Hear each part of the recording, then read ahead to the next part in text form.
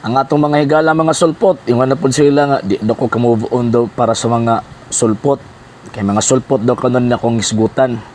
Actually, dili kami ang dili maka-move on. Ang dili maka-move on kamo nga mga sulpot.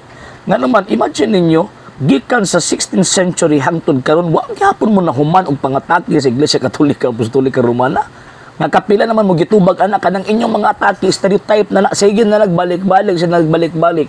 Manang kining amo ang ginahimo. Sige pa balik-balik og tubag ninyo. So dili kami ang wala ka move on kung dili kamo ang dili ka move on.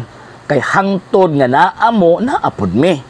Hangtod nga magsige mo pangatake sa Iglesia Katolika Apostolika Romana sa iyang mga doktrina naapod mi nga motubag ninyo. And at the same time, ang amo ang ginabuhat tanggalan tamog maskara. Mo na nga mingon nga manghilabot. Di man manghilabot ninyo.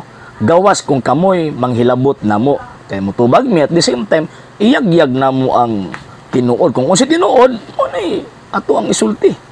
So kanami mo kog sulpot mo tinuod man na kay tinuod magyud nga sulpot lang mo after Martin Luther or sa panahon mismo ni Martin Luther. Unya, ipugos din ninyo na nga tinuod mo nga gikan mo ka Martin Luther.